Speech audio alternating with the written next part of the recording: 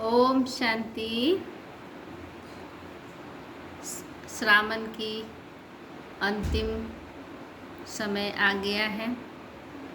श्रावण भी जा रहा है, 2 दिन बच गया है। श्रावण की भी सबको बहुत बहुत शुभकामनाएं।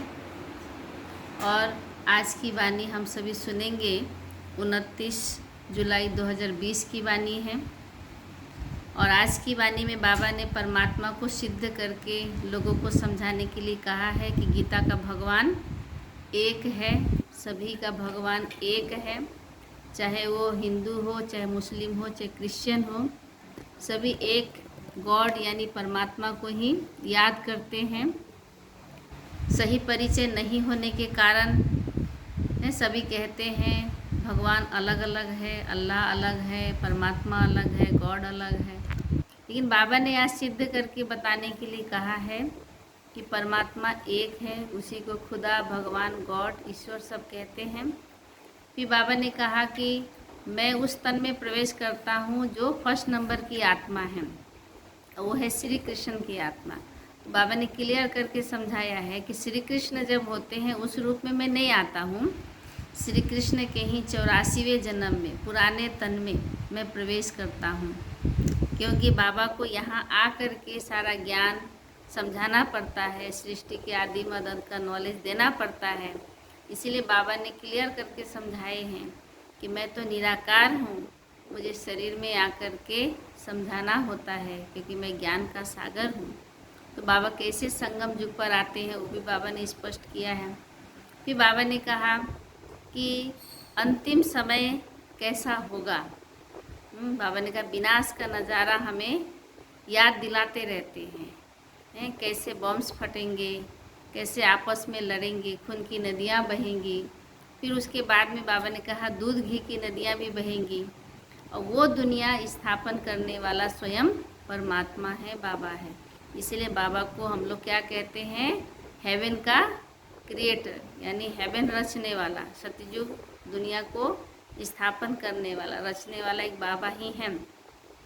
फिर बाबा ने इस समय हम बच्चों को एक का पदम गुना करके देते हैं, लाख गुना पदम गुना करके देते हैं। चाहे हमारा समय है, संकल्प है, जो भी खजाने हैं हमारे पास, इस समय हम बाबा की सेवा में लगाते हैं तो बाबा ने उसको लाखों पदम गुना बनाकर देने के लिए वायदा किया हुआ है।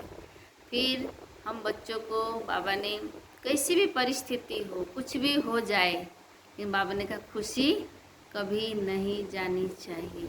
देखिए समय के अनुसार हम कितने भाग्यशाली आत्मा हैं कि घर बैठे भी कितनी अच्छी पालना बाबा हम बच्चों को देते हैं, कितना संभाल के रखा हुआ है हम बच्चों को। घर के भीतर रहने के लिए कहा, सेफ रहने के लिए कहा, और घर के भीतर में ही हमें बैठे बैठे कितना ज्ञानों से भरपूर कर रहे हैं, कितना अनुभव करा रहे हैं, कितनी शक्ति दे रहे हैं। तो हम कितने पद्मा पदम भाग्यशाली, सौभाग्यशाली आत्माएं हैं, है ना। तो हम सभी बाबा की महावाक्य अभी सुनते हैं बड़े प्यार से। बाबा ने कहा मीठे बच्चे, पहले पहले सबको बाप का सही परिचय देकर गीता का भगवान सिद्ध करो, फिर तुम्हारा नाम वाला होगा। बाबा ने क्या कहा, सही परिचय किसी को भी नहीं है, हम बच्चों को ही सही परिचय, क्योंकि भगवान हमें स्वयं आकर के ज्ञान दिया है। सही परिचय, खुद का ज्ञान खुद ही दिया है हम बच्चों को। इसीलिए पहले पहले सबको बाबा ने कहा सही परिचय दे करके बाप का गीता का भगवान सिद्ध करो कि गीता का भगवान वही है, निराकार है, और सबका भगवान वही है। फिर तुम्हारा नाम फेमस हो जाएगा, बाला हो जाएगा।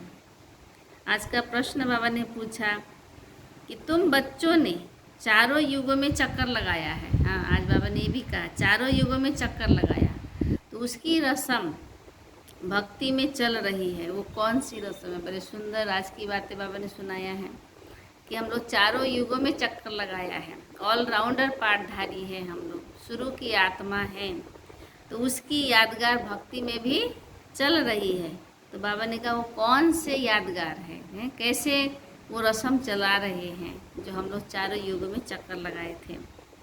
तो उत्तर में बाबा ने कहा बड़ी सुंदर बात, तुमने चारों युगों में चक्कर लगाया वह फिर शास्त्रों को, चित्रों को गाड़ी में रख चारों ओर परिक्रमा लगाते हैं। शास्त्र, चित्रों आदि को गाड़ी में रख करके परिक्रमा लगाते हैं। फिर क्या करते हैं, परिक्रमा लगा के चारों नगर की परिक्रमा दिला करके फिर घर में लाकर सुला देते हैं। तो बाबा कहते हैं तुम इस समय ब्राह्मण हो। ब्राह्मण, देवता, क्षत्रिय, वैश्य, शूद्र, पूरा चक्कर याद आ गया, बनते हैं। इस चक्र के बदले उन्होंने परिक्रमा दिलाना शुरू किया है। यह भी रस्म है। जो भी हम लोग इस समय करते हैं भक्ति मार्ग में रस्म बन जाता है, गायन पूजन का माध्यम बन जाता है। तो इस समय हम लोग चक्र, बाबा ने हमें 5000 बरस का चक्र कैसे लगवाता है और इस समय भक्ति मार्ग में कैसे शास्त्रों और चित्रों को चक्र लगवाते हैं, तो बाबा ने आज बड़े सुंदर ढंग से समझाया। ओम शांति। रूहानी बाप बैठ रूहानी बच्चों को समझाते हैं। बाबा हमेशा किसको देखते हैं, हम आत्मा को देखते हैं, शरीर को नहीं देखते हैं। तो आत्मा को ही समझाते हैं। बाबा समझाते हैं कि जब कोई को समझाते हो तो पहले यह क्लियर कर दो कि बाप एक है। पूछना नहीं है कि बाप एक है व अनेक है, ऐसे तो फिर अनेक कह देंगे। बाबा ने कहा अगर पूछने जाएंगे तो फिर तो कोई क्या कहेगा, कोई क्या कहेगा, सब अपने अपने भगवान मान के बैठे हुए हैं। कहना ही है कि बाप रचता गॉड फादर एक है, वह सब आत्माओं का बाप है। पहले पहले ऐसे भी नहीं कहना चाहिए कि वह बिंदी है। बाबा ने कहा मूंझ जाएंगे, इसमें मूंझ पड़ेंगे। पहले पहले तो यह अच्छी रीति समझाओ कि हमारा दो बाप है, एक है लौकिक और दूसरा है पारलौकिक। लौकिक तो हर एक का होता है, अलग अलग होते हैं, लेकिन उनको यानी बाबा को, परमात्मा को क्या कहेंगे, उनको कोई खुदा, कोई गॉड कहते हैं। है तो एक ही, सब एक को ही याद करते हैं। पहले पहले यह पक्का निश्चय कराओ। क्या निश्चय कराने के लिए बाबा कह रहे हैं कि पक्का निश्चय कराओ कि स्वर्ग की रचना रचने वाला वो एक ही है। स्वर्ग की रचना करते हैं, इस समय कर रहे हैं। वह यहाँ आएंगे स्वर्ग का मालिक बनाने, जिसको शिव जयंती भी कहते हैं। यह भी तुम बच्चे जानते हो कि स्वर्ग का रचता भारत में ही आकर के स्वर्ग की रचना रचते हैं, जिसमें देवी देवताओं का ही राज्य होता है। तो पहले पहले सभी को बाप का ही परिचय देना है। उनका नाम है शिव। गीता में भगवान वाच है ना, भगवान कहते हैं, भगवान का महावाक्य है। पहले पहले तो यह निश्चय कराए, लिखा लेना चाहिए। गीता में है भगवान वाच, मैं तुमको राजयोग सिखाता हूँ। पहले पहले निश्चय कराना है। गीता में ये लिखा हुआ है कि भगवान वाच, मैं तुमको राजयोग सिखाता हूँ, अर्थात नर से नारायण बनाता हूँ। तो ये कौन बना सकते हैं, जरूर उनको समझाना पड़े कि कौन है बनाने वाला, भगवान कौन है। फिर यह भी समझाना होता है, वो कहेंगे भगवान है, और फिर भगवान भी कौन है ये भी फिर समझाना होता है। सतयुग में पहले नंबर में जो लक्ष्मी नारायण हैं, वही जरूर वही 84 जन्म लेते होंगे। पीछे फिर और धर्म वाले आते हैं, उन्हों के इतने जन्म हो न सके। बाबा हमेशा कहते हैं कि उनका वर्ण नहीं होता है, क्योंकि इतने जन्म नहीं लेते, वो आते ही हैं मध्य में, यानी द्वापर युग से आते हैं। इसीलिए बाबा ने कहा कि वो इतने जन्म नहीं ले सकते, पहले आने वालों के ही 84 जन्म होते हैं। सतयुग में तो कुछ सीखते नहीं हैं। बाबा ने कहा जरूर कहाँ सीखेंगे, तो जरूर संगम पर ही सीखते होंगे। सतयुग की सब संस्कार यहीं धारण करना है। तो पहले पहले बाप का परिचय देना है।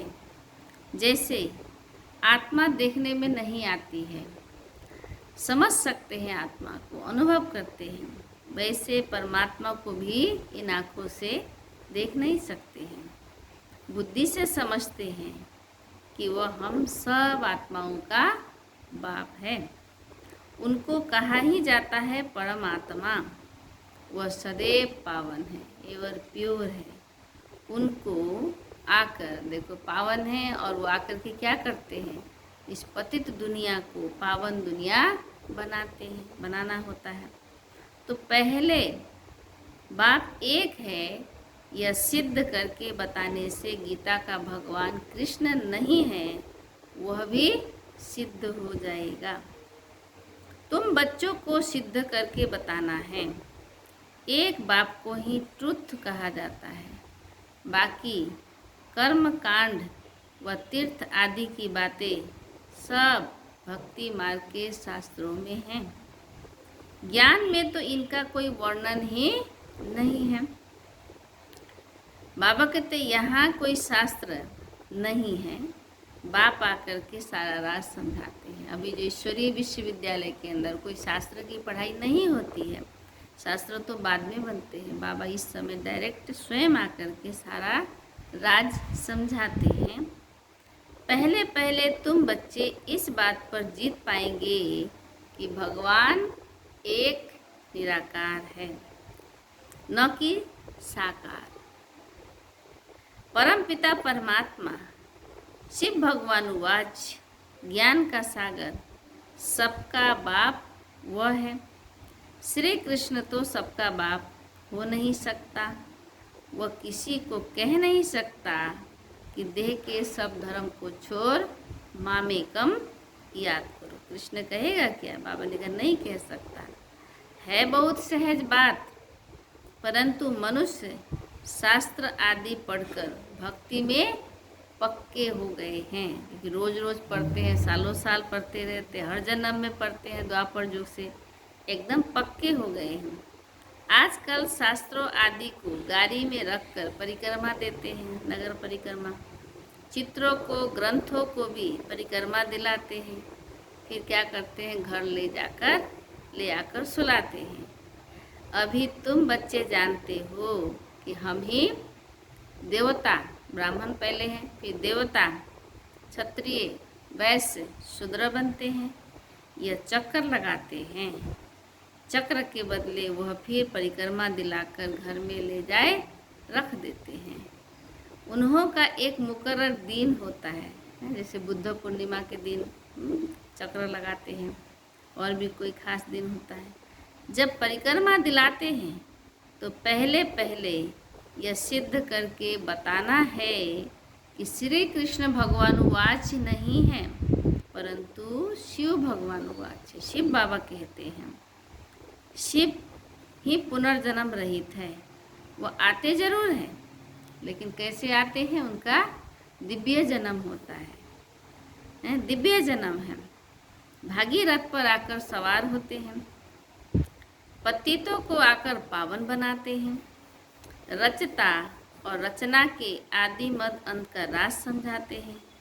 तो नॉलेज और कोई नहीं जानते हैं। बाप को ही आप ही आकर अपना परिचय देना है। मुख्य बात है ही बाप के परिचय की। वही गीता का भगवान है। बाबा कहते यह तुम सिद्ध करके बताएंगे तो तुम्हारा नाम बहुत बाला हो जाएगा। तो ऐसा पर्चा बनाकर उसमें चित्र आदि भी लगाकर फिर बाबा ने कहा एरोप्लेन से गिराने चाहिए। बाप मुख्य बातें समझाते रहते हैं। तुम्हारी मुख्य एक बात में जीत हुई तो बस तुमने जीत पाई। और मुख्य बात है गीता का भगवान कौन। इसमें तुम्हारा नाम बहुत बाला हुआ है। इसमें कोई खिटपिट नहीं करेंगे। ये बड़ी क्लियर बात है। बाप कहते हैं मैं सर्वव्यापी कैसे हो सकता हूँ। मैं तो आकर बच्चों को नॉलेज सुनाता हूँ। पुकारते भी हैं कि आकर पावन बनाओ। बाबा कितना बड़ा कर्तव्य करते हैं, इस पतित दुनिया को पावन बनाते हैं, सृष्टि के आदि मध्य अंत का नॉलेज सुनाते हैं। तो बाबा कहते हैं कि मैं सर्वव्यापी कैसे हो सकता हूँ, रचता और रचना का ज्ञान सुनाओ, कहते हैं आकर। महिमा भी बाप की अलग, कृष्ण की अलग है। ऐसे नहीं शिव बाबा आकर फिर कृष्ण व नारायण बनते हैं, 84 जन्मों में आते हैं, ऐसा नहीं है। तुम्हारी बुद्धि सारी यह बातें समझाने में लगी रहनी चाहिए कि परमात्मा एक है। मुख्य है ही गीता, भगवानुवाच्य है तो जरूर भगवान का मुख चाहिए ना। भगवान तो है निराकार, आत्मा मुख बिगर बोले कैसे। तब कहते हैं मैं साधारण तन का आधार लेता हूँ। जो पहले लक्ष्मी नारायण बनते हैं वही 84 जन्म लेते लेते पिछाड़ी में आते हैं, तो फिर उनके ही तन में आते हैं। कृष्ण के बहुत जन्मों के अंत में आते हैं। ऐसे ऐसे बाबा कहते विचार सागर मंथन करो कि कैसे किसको समझाएं। फिर बाबा ने कहा कि जब समझाएंगे तो एक ही बात से तुम्हारा नाम बाला हो जाएगा। बाबा का परिचय से रचता बाप का सबको मालूम पड़ जाएगा कि बाप भगवान एक है, सबका पिता एक है। फिर तुम्हारे पास बहुत आएंगे, तुमको बुलाएंगे कि यहाँ आकर के भाषण करो। इसलिए बाबा ने कहा पहले पहले अल्फ यानी परमात्मा के बारे में सिद्ध कर समझाओ। तुम बच्चे जानते हो कि बाबा से हम क्या ले रहे हैं, स्वर्ग का वर्षा ले रहे हैं।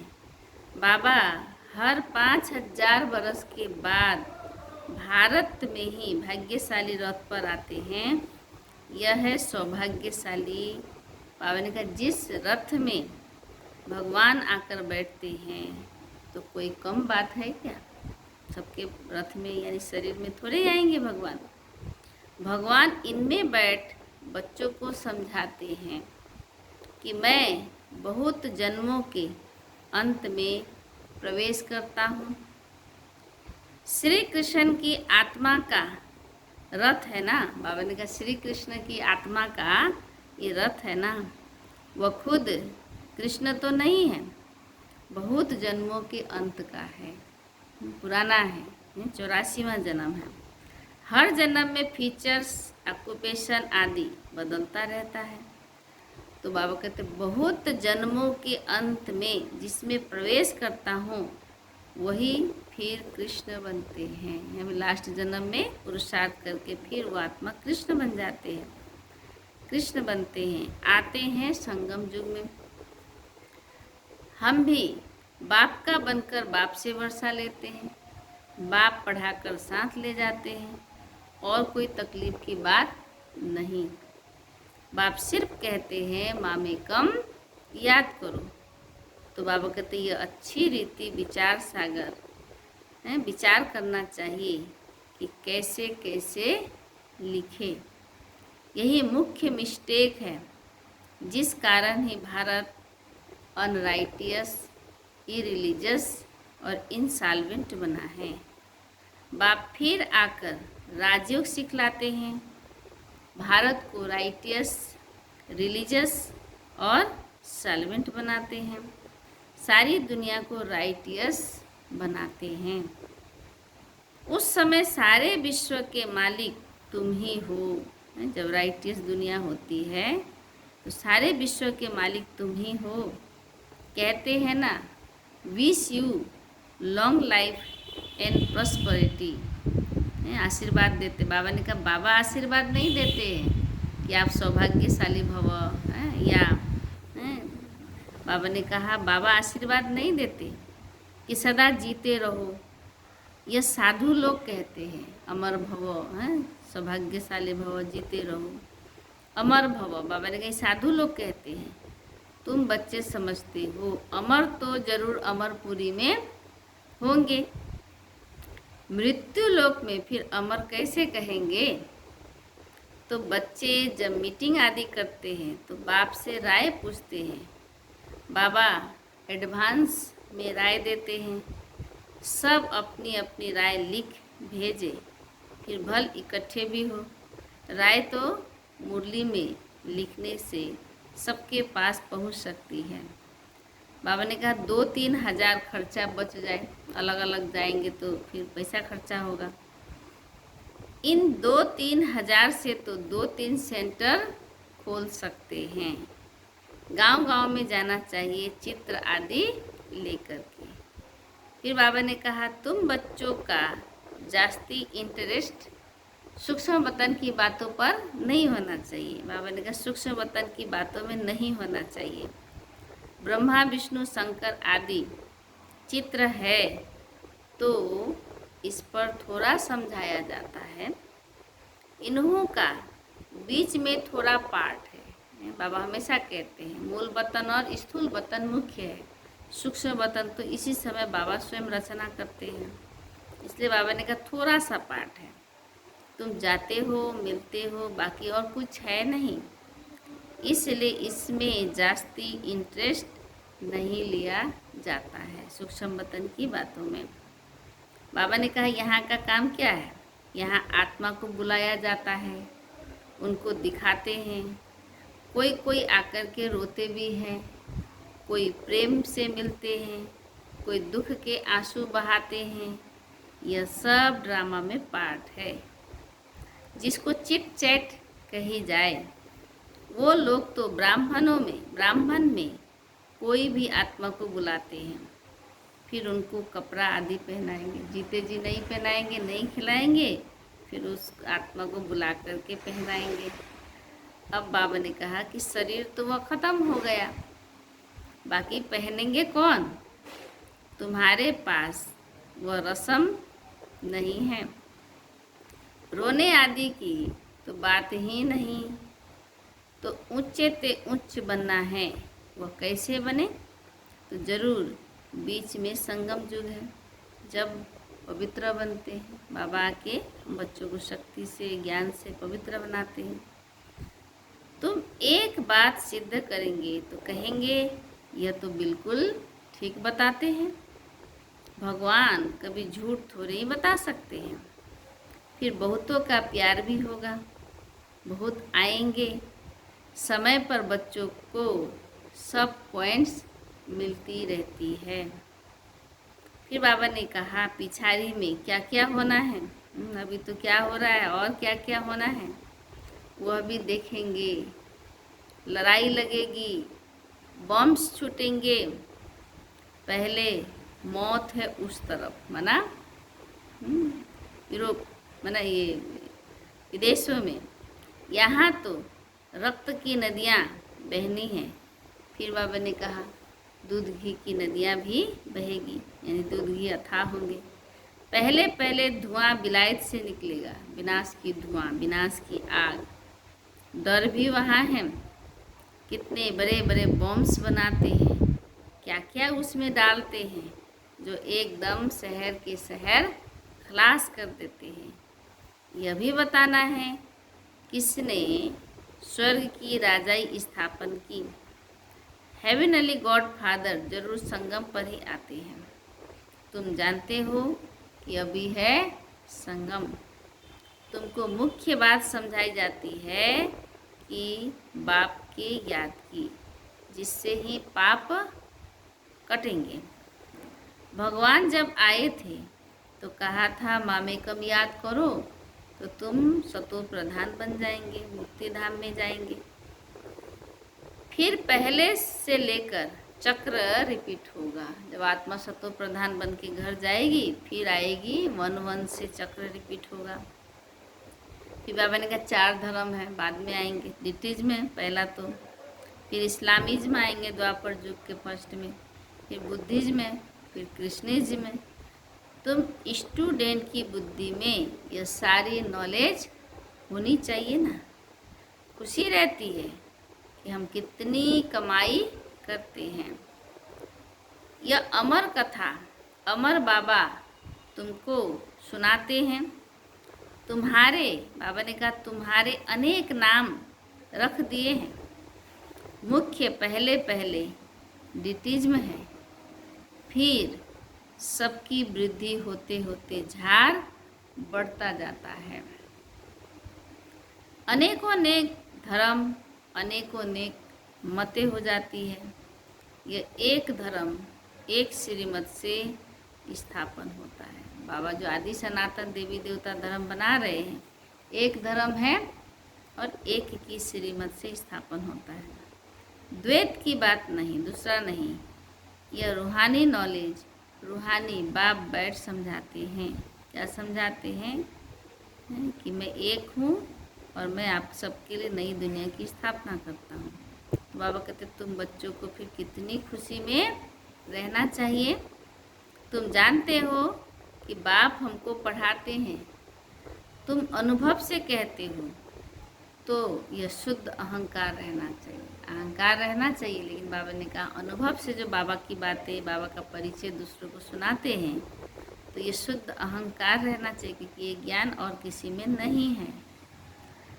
ये शुद्ध अहंकार रहना चाहिए कि भगवान हमको पढ़ा रहे हैं।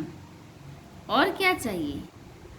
जबकि हम विश्व के मालिक बनते हैं तो खुशी क्यों नहीं रहती? यह निश्चय में कहाँ संशय है? बाप में संशय नहीं लाना चाहिए। माया संशय में ला करके भुला देती है। बाबा ने समझाया है माया कहाँ कहाँ से आती है। आज खास बाबा ने आँखों के लिए बहुत बोला। माया आँखों द्वारा बहुत धोखा देती है। आँखों से अच्छी चीज़ देखेंगे तो दिल बित्त बित्त करेंगी, खाएं। आँखों से देखेंगे तब क्रोध आएगा, क्रोध आता है मारने के लिए। कुछ ऐसा उल्टा पुल्टा देख लिया तो क्रोध आ जाता है। देखे ही नहीं तो मारे कैसे? आँखों से देखते हैं तब लोभ मोह भी होता है। तो मुख्य धोखा देने वाली कौन? आँखें है। इन पर पूरी नज़र रखनी चाहिए। नज़र के ऊपर पूरी नज़र रखनी चाहिए। ये कहीं उल्टा पुल्टा तो नहीं देख रहा है, कोई क्रिमिनल दृष्टि तो नहीं है। तो बाबा ने कहा इनके ऊपर पूरी नज़र होनी चाहिए। आत्मा को ज्ञान मिलता है तो फिर क्रिमिनल पना छूट जाता है। जब आत्मा को रियल ज्ञान मिल गया, मैं कौन हूँ, किसकी हूँ, पवित्र आत्मा हूँ, तो क्रिमिनल पना छूट जाता है। ऐसे भी नहीं है कि आँखों को निकाल देना है। तुम्हें तो क्रिमिनल आई को सिविल आई बनाना है, फोड़ना नहीं है। सिविल आई बनाना है, यानी क्रिमिनल दृष्टि को पवित्र शुद्ध दृष्टि बनानी है। आत्मा आत्मा भाई भाई देखने की दृष्टि बनानी है। अच्छा, बाबा याद प्यार देते हैं। मीठे मीठे सिखी लदे बच्चों प्रति माता पिता बाप दादा का याद प्यार और गुड मॉर्निंग। रूहानी बाप की रूहानी बच्चों को नमस्ते। हम रूहानी बच्चों की तरफ से रूहानी बाप दादा को याद प्यार, गुड मॉर्निंग और नमस्ते नमस्ते नमस्ते। अच्छा, अभी हम सब धारणा के लिए मुख्य सार सुनेंगे। तो बाबा ने आज मुख्य सार में बताते हैं। पहला, सदा इसी नशे व खुशी में रहना है कि हमको भगवान पढ़ाते हैं। किसी भी बात में संशय नहीं होना है, संशय बुद्धि नहीं होना है। शुद्ध अहंकार रखना है कि हमको पढ़ाने वाला कौन? स्वयं भगवान।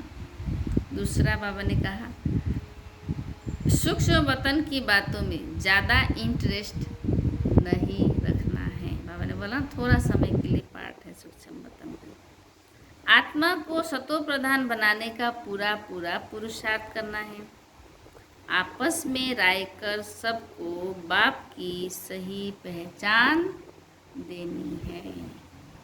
अच्छा, आज की वरदान है संगम युग के महत्व को जान, एक का अनगिनत बार रिटर्न प्राप्त करने वाले सर्व प्राप्ति संपन्न भव। संगम युग के महत्व को जान, एक का अनगिनत बार रिटर्न प्राप्त करने वाले सर्व प्राप्ति संपन्न भव। बाबा ने समझाया कि संगम युग पर बाप दादा का वायदा है, 1-2 लाख लो। जैसा सर्वश्रेष्ठ समय, सर्वश्रेष्ठ जन्म, सर्वश्रेष्ठ टाइटल इस समय के हैं, वैसे सर्व प्राप्तियों का अनुभव भी अभी होता है।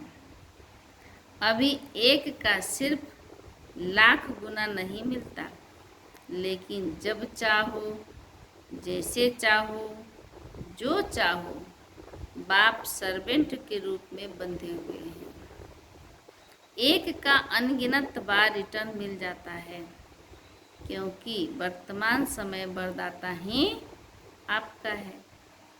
बाबा ने कहा जब बीज आपके हाथ में है तो बीज द्वारा जो चाहो वह सेकंड में लेकर सर्व प्राप्तियों से संपन्न बन सकते हो।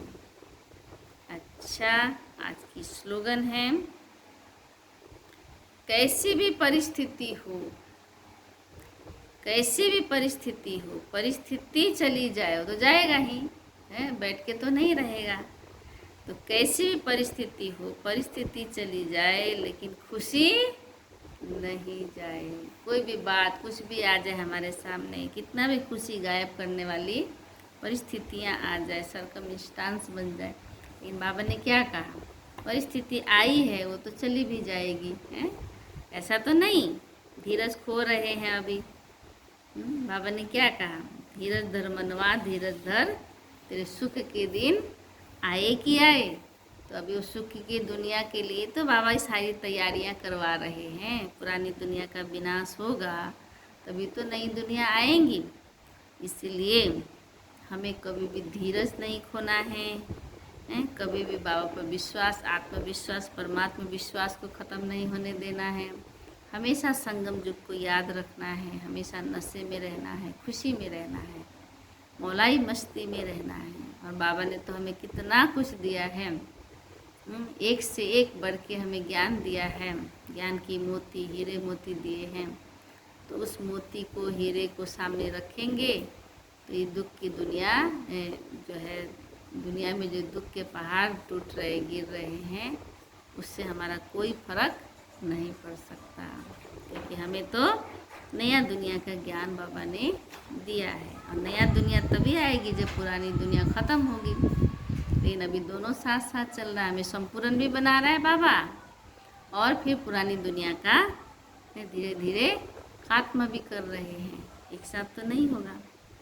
तो अब फिर से हम सभी अंतिम समय के नज़ारे सुनेंगे। संगम युग के अंतिम समय के नज़ारे हैं, जैसे 15/12/2008 की मुरली से है। जैसे शुरू में शिव बाप ब्रह्मा बाप में प्रवेश हुआ तो घर बैठे कैसे सकाश दी सबको, किसको साक्षात्कार हुआ, किसको आवाज़ आया कि फलाने स्थान पर जाओ, किसे प्रेरणा आई कि मुझे जाना ही है। तो जो शुरू में हुआ है वह अभी अंत में रिपीट होना है। इसलिए अपनी मनसा शक्ति को, मनसा सेवा को बढ़ाओ। बाबा ने कहा ना, एक ही समय में 2 सेवा। अभी तो वाचा सेवा तो घर बैठे ही हो रहा है, लेकिन अभी मनसा सेवा भी घर बैठे करना है। तो मनसा शक्ति को बढ़ाओ और मनसा सेवा को बढ़ाओ। बाप दादा रोज़ हमें कहते हैं दुख की दुनिया है, अशांति की दुनिया है, लोग बहुत दर्द में हैं, दुख में हैं। अभी देखो बाढ़ में कितने लोग पीड़ित हैं, खाने के लिए नहीं मिल रहा है, कितने लोगों के दुख के पहाड़ पर पहाड़ टूट रहे हैं। एक नहीं गया मुसीबत, दूसरा मुसीबत आ गया। तो ऐसे दुख के समय, अशांति के समय हमारा क्या कर्तव्य है कि हम ज्ञान सूर्य बन कर के मास्टर सर्वशक्तिमान बन करके, विश्व कल्याणकारी बन करके, शांति का दाता बन करके सभी को शांति सुख शक्ति का सकाश देना है, सबको हिम्मत का सकाश देना है। तो आज हम सभी मुरली सुने। हम बहुत भाग्यशाली आत्मा हैं कि बाबा घर बैठे कितना माल खिलाते रहते हैं। रोज़ ही ऑनलाइन के द्वारा बहुत सुंदर सुंदर क्लासेस करते रहते हैं।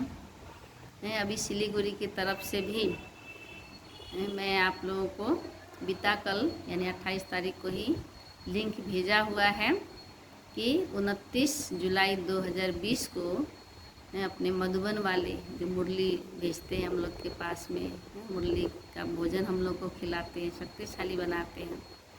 तो मधुबन के मुरली वाले आदरणीय राजू भाई जी का वो सुंदर क्लास रखा गया है कि कन्फ्यूजन को कैसे समाप्त करें, उनकी विधि क्या है, करेक्शन क्या है, कैसे कन्फ्यूज दूर करें।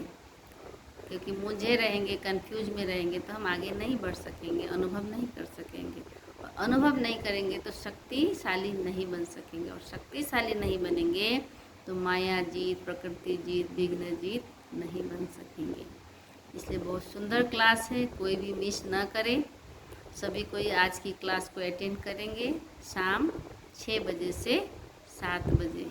आज 29 तारीख को 29 जुलाई को शाम 6 बजे से 7 बजे यूट्यूब पर लाइव क्लास चलेगा राजू भाई जी की तरफ से।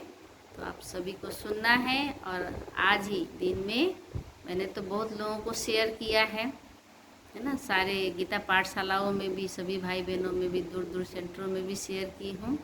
आप सबको भी लगे कि हाँ यहाँ नहीं हुआ है तो आपके पास में भी जो है लोगों का नंबर है, उनके नंबर में, व्हाट्सएप नंबर में आप खुद शेयर कर दीजिए उस लिंक को, और उन्हें याद दिलाइए कि आज 6 से 7 बजे की क्लास सबको अवश्य करना है।